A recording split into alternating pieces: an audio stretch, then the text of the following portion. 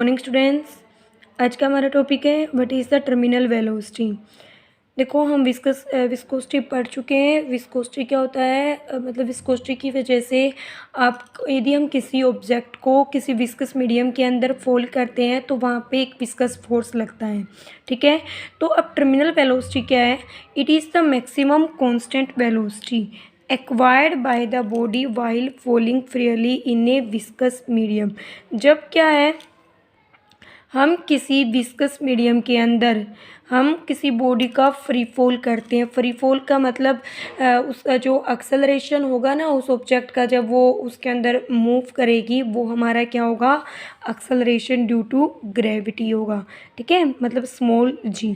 तो it is the maximum constant velocity acquired by the body while falling freely in A viscous medium. जो मतलब जब किसी viscous medium के अंदर किसी ऑब्जेक्ट का फ्री फॉल होता है तो वो जो मैक्सिमम वेलोसिटी को अचीव करता है तो वो वेलोसिटी आपकी होती है टर्मिनल वेलोसिटी।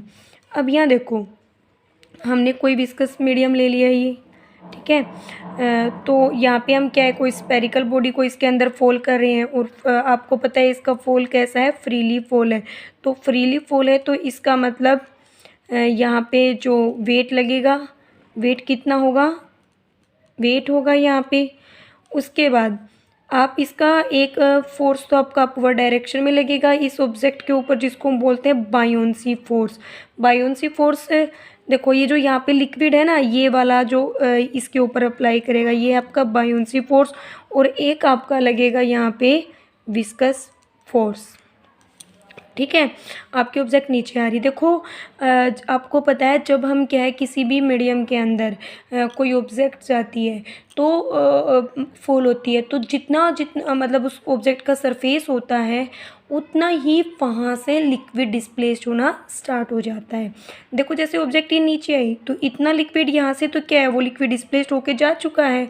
तो उस लिक्विड डिस्प्लेस्ड की वजह से वहाँ पे एक फोर्स होता है अपवर्ड थ्रस्ट फोर्स, जो किसकी वजह से होता है, बायोंसी की वजह से।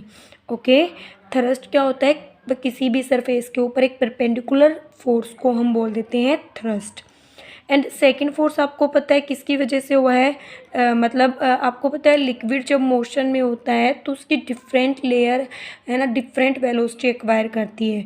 तो उसकी वजह से जो लिक्विड है, मतलब जो लेयर्स है उस बॉडी के टच में आएगी और जो तो उनके ऊपर एक इफेक्ट, एक ड्रैगिंग फोर्स हो जाएगा जिसको हम बोलेंगे विस्कस फोर्स। ठीक है, अब जैसे नीचे वाली लेयर है, इस बॉडी के साथ इनका कोई कनेक्शन नहीं है, तो ये तो लेयर आपकी क्या रहेगी, रेस्ट पे रहेगी। इनकी वजह से कोई भी फोर्स नहीं होगा, मतलब विस्कस फोर्स नहीं होगा। ठीक है, तो अब यहाँ पे हमने देखा हमारे पास कौन कौन से फोर्स है। फर्स्ट फोर्स हमारे पास कौन सा हो गया, वेट हो गया जो डाउनवर्ड लगेगा। Second is the upward thrust force, जो किसकी वजह से आया है, ड्यू टू लिक्विड डिस्प्लेस्ड। ठीक है, मतलब देखो जैसे हम कोई खाली बोतल है उसको किसी लिक्विड में डालना चाहते हैं, तो जैसे ही हम उसके ऊपर कोई फोर्स ना लगाएं, उसको सीधा जैसे आप उसको सीधा ऐसे ही रख दें लिक्विड के अंदर, तो वो हमेशा सरफेस के ऊपर ही रहेगी, क्योंकि नीचे से जो लिक्विड है ना उसके ऊपर एक अपवर्ड थ्रस्ट फोर्स लगाएगा। लेकिन जैसे आप उसके ऊपर एक्सटर्नल फोर्स लगाओगे तो वो आपके लिक्विड के अंदर चली जाएगी, और जब तक आप उसके ऊपर फोर्स लगाते रहोगे तो वो नीचे ही रहेगी। ठीक है, क्योंकि उसका जो बायोंसी फोर्स है ना वो बैलेंस कर रहे हैं हम हमारे एक्सटर्नल फोर्स से। ठीक है, उसके बाद थर्ड फोर्स कौन सा था हमारा, एफ वी, जो कौन सा फोर्स किसकी वजह से था, जो विस्कस फोर्स था जो। ओके, अब यहाँ देखो हमें पता है, लेट कर लेते हैं, rho is the density of object and sigma is the density of medium या लिक्विड जिसके अंदर आपने ऑब्जेक्ट को रखा है। ठीक है, एम क्या है, small M, mass of object. पहले हम वैल्यू निकाल रहे हैं। अब देखो ट्रू वेट ऑफ बॉडी कैसे निकालोगे आप, ट्रू वेट ऑफ बॉडी मतलब डब्ल्यू। देखो मास क्या होता है, सॉरी डेंसिटी क्या होती है, मास पर यूनिट वॉल्यूम। अब मास क्या हो जाएगा, डेंसिटी इनटू वॉल्यूम। अब यहाँ देखेंगे हम डेंसिटी। देखो डेंसिटी आपको पता है क्या होती है, डेंसिटी आप यहाँ पे ऑब्जेक्ट की डेंसिटी कितनी मानी हुई है, रो। वॉल्यूम क्या है, देखो ऑब्जेक्ट आपकी क्या स्फीयर की तरह है, आर क्या मान लेते हैं, रेडियस ऑफ ऑब्जेक्ट। तो रो इंटू स्फीयर की वॉल्यूम कितनी होती है, 4/3 पाई आर की क्यूब। तो ये आपके पास क्या हो जाएगा, मास। तो डब्ल्यू क्या होता है आपका, मास इंटू में ग्रेविटी, क्योंकि फ्री फॉल है तो मास की जगह रो इंटू में 4/3 पाई आर की क्यूब इंटू में c. This is your first equation. Weight हमने निकाल लिया। अब अपवर्ड थ्रस्ट है, अपवर्ड थ्रस्ट फोर्स हमें निकालना है, ठीक है।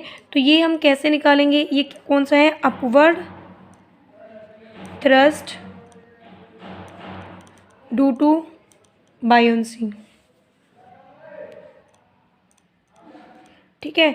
तो बायोंसी की वजह से, मतलब जितना आपका लिक्विड डिस्प्लेस्ड होगा उतना ही वहाँ पे आपका थ्रस्ट फोर्स होगा। तो हम क्या बोल देते हैं इसको, वेट ऑफ द लिक्विड, या फिर मीडियम भी बोल सकते हो आप, डिस्प्लेस, क्योंकि जितना आपके ऑब्जेक्ट का सरफेस होगा उतना तो वहाँ से लिक्विड क्या होगा, रिमूव ही होगा ना, मतलब, ठीक है। अब इसका वेट कैसे निकालेंगे, वही मास कैसे निकाल सकते हैं, डेंसिटी इनटू वॉल्यूम। डेंसिटी यहाँ पे किसकी लेंगे, डिस्प्लेस्ड आपका कौन हो रहा है, लिक्विड हो रहा है, तो सिग्मा इंटू अब वॉल्यूम, क्योंकि हमें पता है मास क्या होता है, डेंसिटी इंटू में वॉल्यूम। डेंसिटी कितनी होगी, density of liquid displace multiply volume. Volume देखो जितनी आपकी ऑब्जेक्ट की वॉल्यूम होगी उतना ही वॉल्यूम का वाटर है वो डिस्प्लेस्ड होगा। तो वॉल्यूम कितनी होगी, 4/3 पाई आर की क्यूब और इंटू में जी, ठीक है। तो सेकेंड फोर्स भी हम निकाल चुके हैं। उसके बाद है हमारा विस्कस फोर्स। अब आपको पता है विस्कस फोर्स स्टोक्स लॉ से हम किसके इक्वल होता है, 6 pi eta are v, where eta is the viscosity and r is the radius, okay. अब यह देखो हमने तीनों फोर्सेस निकाल चुके हैं। तो आप ये देखो अब इस ऑब्जेक्ट के ऊपर अब दो फोर्स तो क्या अपवर्ड डायरेक्शन के अंदर है और एक फोर्स आपका डाउनवर्ड है। तो हम लिख सकते हैं ना, अपवर्ड थ्रस्ट प्लस में viscous force is equal to क्या हो जाएगा आपका वेट का।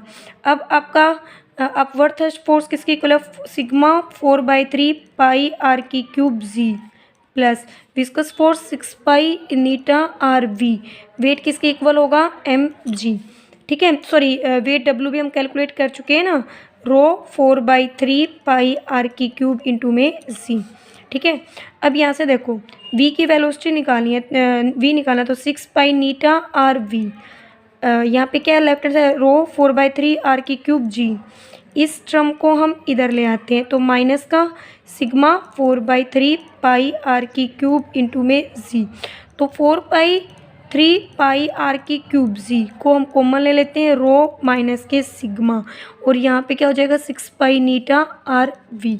तो यहाँ से देखो, यहाँ से हो जाएगा आपका वेलोसिटी हो जाएगा 4 बाई में 6 3 18 पाई नीटा, एक आर से यहाँ चल जाएगा तो यहाँ पे r square g, rho minus के सिग्मा।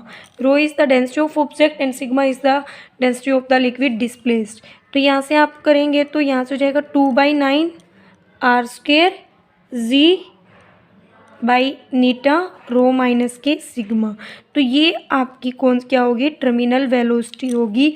जब कोई भी ऑब्जेक्ट को हम किसी विस्कस मीडियम के अंदर फोल्ड करते हैं तो वो इतनी वेलोसिटी को एक्वायर कर लेता है, ओके।